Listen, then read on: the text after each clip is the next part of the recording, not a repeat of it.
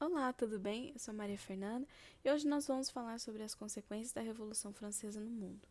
Antes de mais nada, queria deixar dois recadinhos muito importantes aqui neste vídeo.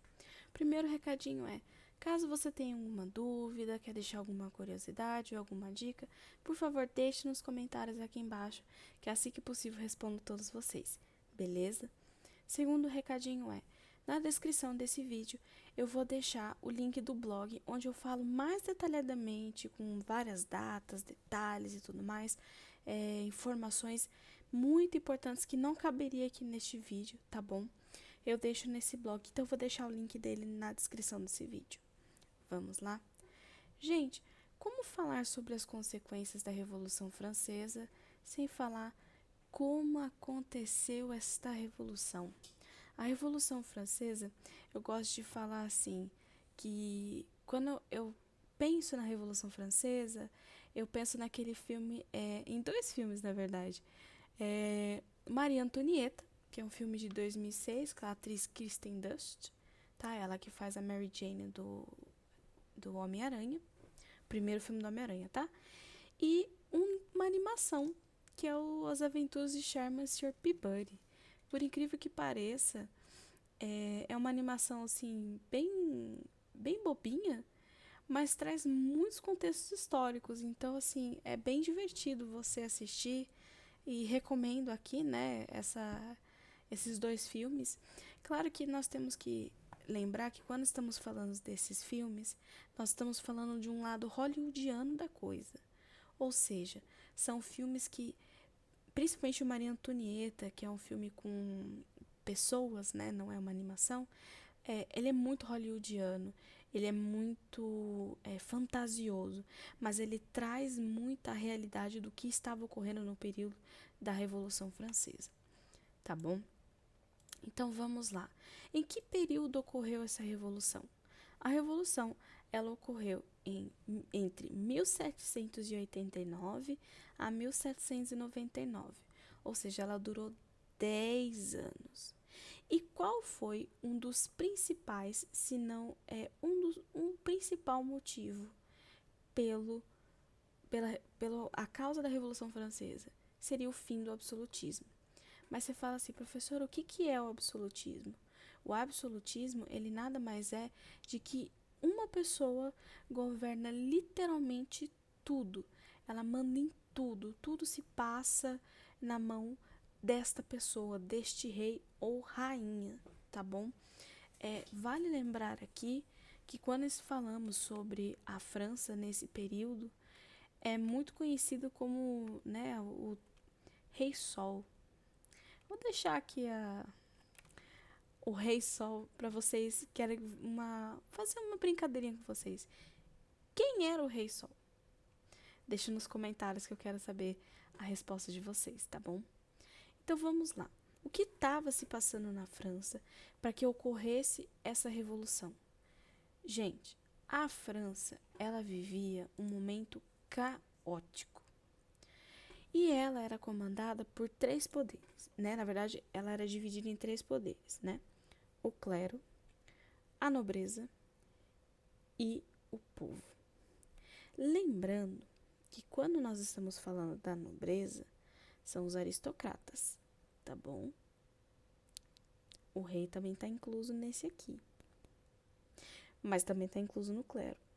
O clero seria a igreja, tá? Então, aí você fala assim, mas nossa, o rei estava em tudo? Estava em tudo. Só que a gente precisa lembrar que a maior população da França naquele período era o terceiro estado, que eram os camponeses, os burgueses. Aí você fala, mas os burgueses? Sim, os burgueses que não ascenderam ao poder, não enriqueceram assim para se tornar um aristocrata, ou não eram descendentes da família real, ou, né, não se enquadrava ao padrão real. Só que o que acontece? Como era dividido, esses três, os dois primeiros poderes, eles tinham muita regalia, gente. Eles tinham muito dinheiro. E a França estava passando por um período. Gente, o caos estava reinando naquele período da França. Pensa o seguinte: eles estavam passando por um período do inverno, eles tinham passado por um inverno extremamente rigoroso, que isso prejudicou as plantações. A oferta de emprego estava baixíssima, a desigualdade social crescendo cada vez mais, excesso de gastos com os aristocratas ou clero, com guerras desnecessárias, inclusive a França e a Inglaterra guerrearam por a Guerra dos 7 Anos, e o que aconteceu, minha gente? A França foi lá e perdeu. Pois é, além de mais isso, ele ainda perdeu a guerra. E o que acontece? Quem que mandava em tudo? O rei. E o terceiro estado, o terceiro poder, ele estava descontente. Por quê? Ele não tinha os mesmos privilégios que a nobreza e o clero. Peraí, a nobreza e o clero têm a comida boa, tem tudo lá, e eu vou ter que passar fome? Gente, a fome, doença, o campo seco, porque o inverno devastou, queimou. Gente, a gente fala que, por exemplo, quando tá muito frio, queima. Então você imagina o que fizeram com aquela terra, gente. Nossa, é surreal. E o que acontece? Eles queriam mais privilégios. Só que também tem um detalhe: o custo de vida estava muito alto. Os impostos subiram. Aí você fala assim, mas e aí? E agora? Como é que vai fazer? Os burgueses, lembrando, tá? Foram os burgueses que tomaram uma iniciativa e chegaram no rei e convocaram a Assembleia dos Estados Gerais. O que acontece? Por que essa Assembleia? Essa Assembleia nada mais é que fazer com que os dois primeiros estados regredissem um pouco, diminuísse a quantidade de impostos, que eles começassem a pagar impostos, tá? Diminuísse os impostos do terceiro estado, para que o terceiro estado pudesse melhorar de condição. O que os dois primeiros estados falaram? Não vou ceder. Gente, ninguém quis ceder pro coitado dos terceiro estado. Gente, ninguém teve a capacidade de ceder a esse período. E o que acontece? O rei também não queria abrir mão. E o que acontece? Só quem votava, participava das convenções, né, das assembleias, era só o primeiro e o segundo estado, gente. Tem até nisso. Então, o terceiro estado, muitas vezes, não podia nem votar o que estava acontecendo no país. Ele só recebia a notificação e falava: ah, tá, beleza, ok, fazer o quê? Aí o que acontece? Como o rei não aceitou a proposta dos Estados Gerais, da Assembleia, o terceiro estado rompeu com essa Assembleia e fez uma nova, que é a Assembleia Nacional Constituinte, que seria para fazer uma nova Constituição. Gente, você fala assim, professora, eles estavam se engalfinhando? Tava. Com razão? Com toda a razão.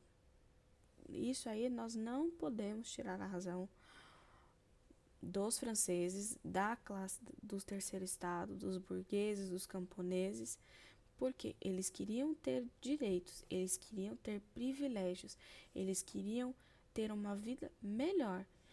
E por que a aristocracia não podia ter? Por que as pessoas não podiam ter uma vida melhor? Por que eles não, por que o de cima, o rico, não poderia ceder? Fica aí o questionamento. Responda para mim, por quê? Então vamos lá. Já que a Assembleia do Estado Geral não deu certo, aí o rei Luís XV falou assim: quer saber que essa palhaçada? Eu vou fechar tudo. Luís XV não, gente. Luís XVI. Eu vou fechar tudo. E, e vocês que se lasquem. E o que acontece, gente? No dia 12 de julho de 1789, a população foi para no meio das ruas de Paris. No dia 13, foi criado a Guarda Nacional. É tipo uma comuna, né? Um conglomerado de gente para proteger eles. Ou a gente pode dizer uma milícia populacional. E no dia 14 de julho de 1789, houve um dos maiores eventos da Revolução Francesa. É o que mais marca a Revolução Francesa, que é a queda da Bastilha. Gente, a Bastilha, essa Bastilha que tá na pintura, que a gente sempre escuta falar e tudo mais, ela era um símbolo do absolutismo. Ela já estava até quase sendo desativada, ela só estava tendo um terço dela funcionando. E aí o que acontece? Eles, a população começou a invadir, a quebrar, porque tinha gente que estava presa, que foi capturada e presa pelos soldados franceses, soldados do rei. E o que acontece, meu povo? É isso aí. Depois que eles quebraram tudo, eles fizeram aquela ruaça. Mas a gente tem que entender uma coisa muito importante sobre a Revolução, né, que eu coloquei aqui, são as ideias iluministas. Quando a gente fala sobre a Revolução Francesa, a gente tem que lembrar, como eu falei um pouquinho lá no mais cedo, foram para derrubar o absolutismo. As ideias iluministas, elas têm uma ideia de que separa a igreja e o Estado. É essa separação que ela é a primeira consequência que teve no mundo da Revolução Francesa, gente. É a separação de igreja e Estado. E isso é muito importante porque funciona assim até hoje. Este sistema de separação foi por causa da Revolução Francesa e por causa das ideias iluministas, tá bom, gente? E os iluministas, eles acreditavam muito na ciência. Então, eles, vamos pôr assim, deixavam a fé de lado e começavam a usar a razão. Começavam a usar o pensamento teórico, pensamento científico. E não, Deus fez isso, Deus mandou isso porque Ele quis, né? Vamos pôr nesta forma. E aí, gente, o que acontece? Neste meio tempo, nós vamos falar sobre dois grupos muito famosos, que são os girondinos e os jacobinos. Vamos pôr assim, em palavras mais atuais, direita e esquerda da política, sacaram? Os jacobinos queriam mudar tudo e revolucionar todo o sistema francês. Já os girondinos, eles não queriam mudar totalmente, eles eram mais conservadores. Então vamos pôr assim, os girondinos, direita, e os jacobinos, à esquerda. Porém, a gente precisa lembrar aqui que nesta foto está escrito a Declaração dos Homens e do Direito, né? O direito dos homens. Essa foi uma declaração, do direito dos homens e do cidadão, eu estou me corrigindo aqui. Essa foi a primeira, vamos pôr assim, declaração de direitos humanos. Porém, ela era voltada para os homens. Mas já é alguma coisa. Você fala, para quem não tinha nada, já foi um primeiro passo. E foi neste período dessa declaração que surgiu o famoso lema: liberdade, igualdade e fraternidade. Ou, como meu francês horrível, liberté, égalité, fraternité. Pessoas que falam francês, quero só dar um aviso aqui. Por favor, não briguem comigo, porque eu não sei falar francês, tá? Eu só engasgo mesmo. É horrível o meu francês, tá? Então, vamos lá. Aonde que estavam o querido rei? Eu citei lá um pouquinho para trás. Palácio de Versalhes, gente. Este palácio só ficava o rei não ficava em Paris, tá? Ele ficava em Versalhes. Versalhes é um lugar um pouco mais longe da capital, que seria Paris, tá? E lá saiu a famosa Maria Antonieta. Eu não vou entrar em detalhes sobre a vida da Maria Antonieta, porque ela é um pouco extensa. Falar sobre esse detalhe, inclusive, falar também dos filhos. Eles tiveram filhos juntos, mas teve muitas polêmicas referente ao casamento dos dois, porque ela era muito nova. Ela tinha em torno, acho que, se eu não me engano, 16 ou 19 anos. Se eu posso estar muito enganada. Se alguém souber direitinho, comenta aqui embaixo, né? Mas vamos pôr assim, toda a aristocracia vivia basicamente no Palácio de Versalhes. E, gente, quando estamos falando desse período, como eu falei, o filme Maria Antonieta, ele é um filme hollywoodiano. A gente sabe que as condições de higiene não eram as melhores, né? Então você imagina, é que no filme traz tudo limpinho, tudo bonitinho, tudo cheirosinho. Agora você imagina como que era a sujeira no Palácio de Versalhes, gente. Eu não consigo imaginar. De verdade, eu não consigo imaginar, porque era nojento. Me dá, tipo, até um embrulho no meu estômago. Mas vamos lá. Gente, o que acontece? Surgiu neste meio tempo, depois que teve boa parte da Revolução e tudo mais, a famosa frase, né? Se não tem pães, que comam brioches. A população, gente, estava na miséria. Gente, não tinha o que comer. E ela ainda teve a capacidade, não só ela, tá, gente? Especula-se que foi a Maria Antonieta que falou, tá bom? Isso é uma informação que é muito complexa dizer sobre isso, porque tem documento que fala que foi ela, tem documento que fala que foi o Luís XVI, ou que fala que foi outras pessoas. Então, assim, é muito complicado você realmente afirmar quem foi que falou essa frase. E se é que falou. Talvez a gente descubra daqui a uns anos, não sei. Eu tava passando, né, uma formiguinha. Pode ser que a gente não descubra também? Pode ser que a gente não descubra também. Fica aí o questionamento. O que vocês acham? Quem que vocês acham que falou sobre essa frase? Quem falou? Foi Maria Antonieta? Deixa nos comentários. Vamos lá.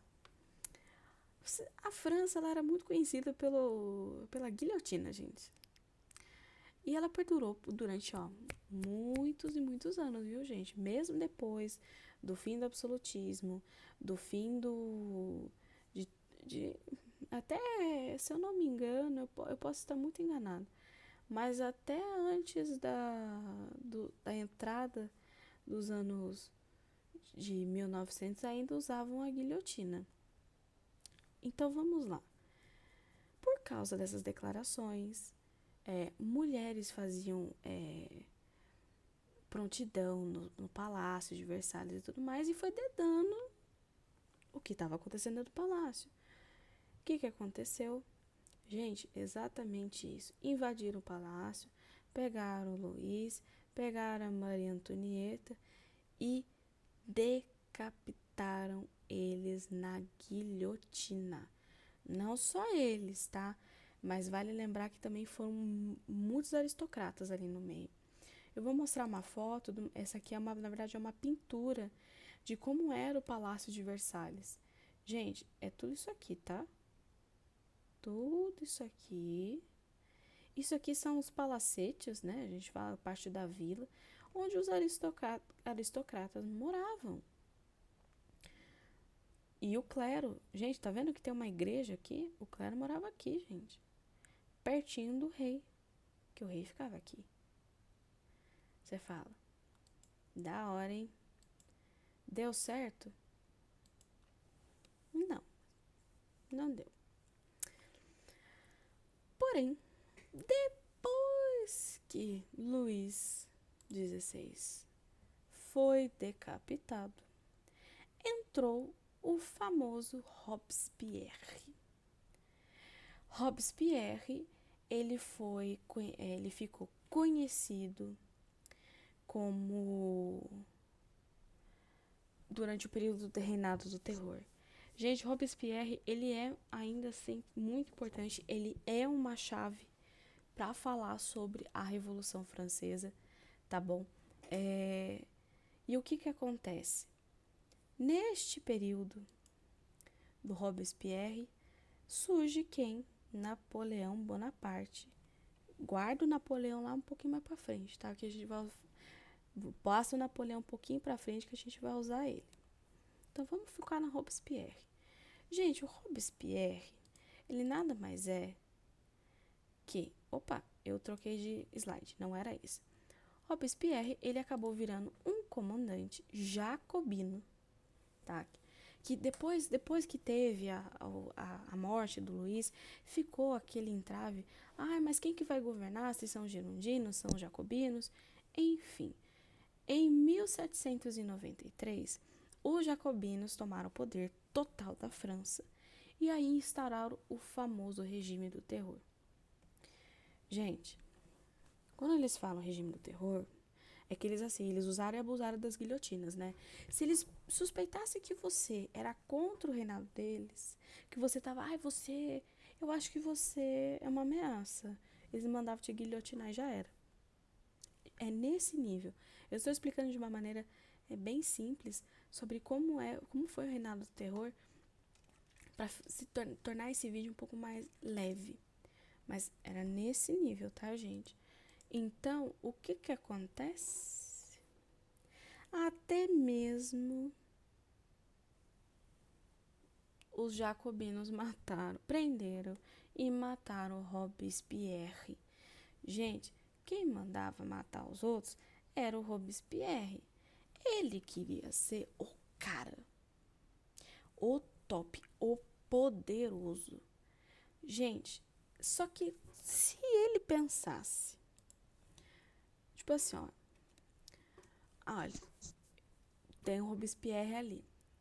Olha, mas a Maria Fernanda, ela tá meio esquisita. Eu acho que ela tá contra o complô com a minha pessoa. Eu vou mandar matar ela. Manda matar ela. Não, mas ele... Manda matar ela. Gente, ele tava nesse nível.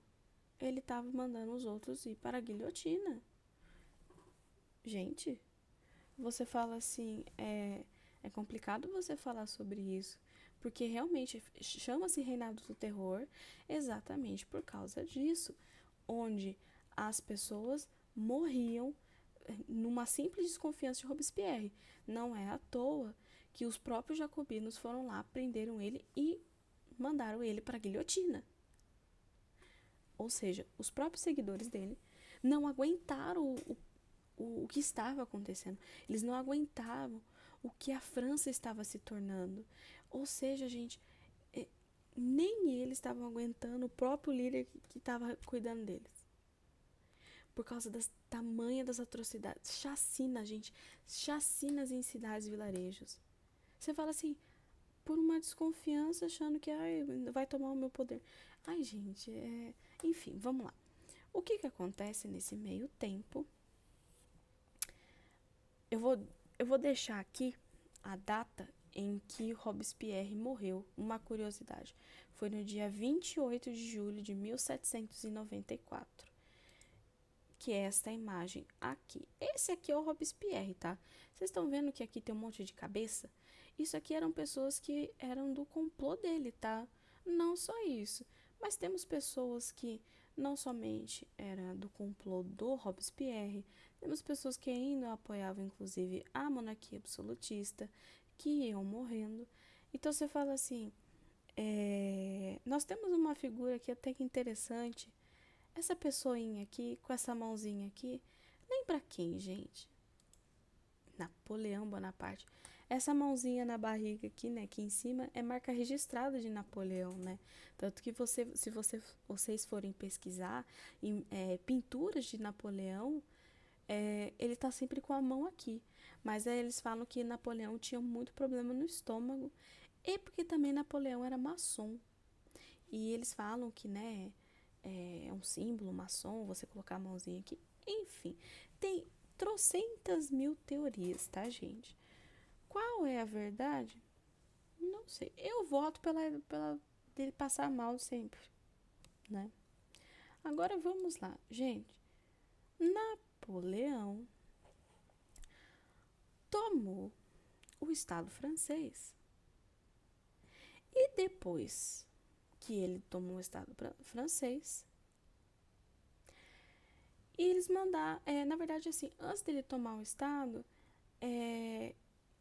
ele vai para o Egito guerrear contra a Inglaterra, que a Inglaterra estava tentando pegar o Egito somente para ter poder político. Ele ganha, ele volta para a França e dá um golpe de Estado, ou seja, tudo aquele movimento de direita, de esquerda, acabou. Gente, ele instaura a ditadura napoleônica. Pois é, gente, quando as pessoas estavam querendo paz, me veio mais um ditador. Porque eu mal tinha conquistado uma república, um jeito de governar, veio Napoleãozinho, querido. Essa pessoinha pequenininha aqui que parece ser realmente Napoleão, com essa mãozinha, para instaurar uma ditadura napoleônica. E essa ditadura durou por muitos anos, tá, gente? Eu não vou entrar em detalhes aqui, porque nós estamos falando sobre as consequências. Então, vamos lá. Quais foram as consequências desta revolução? Gente, a revolução, ela durou 10 anos. Nesse período, houve o fim dos privilégios da aristocracia, porque foi dissolvida, o fim do resquício do feudalismo, tinha acabado essa coisa de burguês, burgo, essas coisas, e aí entra o capitalismo, por isso que eu falei uma república, porque entra o capitalismo, cai o absolutismo de toda a Europa, ou seja, a Europa, inclusive não só a Europa, tá? Mas a Revolução Francesa, ela serviu de como inspiração para outros países conquistarem a sua independência. Uma delas é as 13 colônias, que hoje é os Estados Unidos. Foi inspirado na Revolução Francesa, tá? Mas foi anos mais tarde, beleza? A América do Sul também, inclusive o Brasil também, quando surgiu a independência do Brasil, né? Quando foram decretar a independência do Brasil, em 1889, tiveram também ideias, né? Pensamentos voltados à Revolução Francesa. Proclamou a República, né? Popularizou a República como forma de governo, a separação dos poderes de igreja e Estado, ou seja, a igreja não podia mais mandar no Estado. A vontade da igreja não prevalecia mais a vontade do Estado. O que acontece? Garantiu aquela ideia de que, assim, todos os homens são iguais perante a lei. Teve o reconhecimento do patriotismo, o nacionalismo, inspirou também movimentos na Espanha. Então você fala assim, gente, a Revolução Francesa, essas consequências, elas são dadas até hoje. Nós vemos reflexos dessas consequências até os dias de hoje. E é muito importante a gente entender isso, que uma revolução causou tanto, vamos pôr assim, burburinho, tanta... como a gente posso dizer? Tanta inspiração para que outras nações conquistassem a sua independência. Gente, nós sabemos que, né, depois de toda a coisa do Napoleão, aí veio outros líderes, tá bom, na França. Mas isso aí eu posso deixar um vídeo para depois, onde eu posso falar literalmente sobre a França, sobre essa parte mais detalhada da Revolução Francesa. E pois bem, gente, quero deixar aqui algumas curiosidades. Como eu falei, né, os filmes da Maria Antonieta e As Aventuras de Charles e Sr. Peabody. A gente tem também vários livros, documentários que falam. Eu deixei, inclusive, no blog, tá bom? Que fala sobre isso. E um escritor muito importante que fala nessa época também, inclusive, é o Jacques Le Goff. ele é focado na Idade Média, porém, ele também fala da parte da Revolução Francesa. Robespierre, gente, Thomas Hobbes também. Thomas Hobbes, ele foi um autor que ele escreveu, não só um autor, mas ele também foi um líder governamental, que escreveu um livro chamado Leviatã. Esse livro ficou muito com base na, na, na Inglaterra. Então, assim, se você tiver oportunidade, se você tiver coragem também, porque é um livro bem extenso, você fica aí a dica para você ler, né? Este livro também, querendo ou não, faz você entender a parte do absolutismo, faz você entender a parte da monarquia inglesa e como a Revolução Francesa também, de certo ponto, é... Claro que quando nós estamos falando de Thomas Hobbes, ele está falando um pouco bem mais para trás, mas as consequências do Thomas Hobbes também afetou a Revolução Francesa, os pensamentos, gente. As pessoas é, tinham pensamentos que eles deveriam mudar. As pessoas tinham esses pensamentos de que não é possível que a igreja e o rei possuem tanto e nós aqui estamos morrendo de fome. Os gastos, gente, a França foi basicamente a falência por causa de todos esses gastos, impostos e tudo mais. E olha que as pessoas não tinham nem como comer, porque, como eu falei, por causa do inverno rigoroso, as terras foram muito prejudicadas, gente. Enfim, deixo aqui, caso vocês queiram tirar mais alguma dúvida, falar sobre alguma curiosidade, deixe nos comentários, que assim que possível eu vou responder vocês. Tá bom, gente? Um beijo e até a próxima.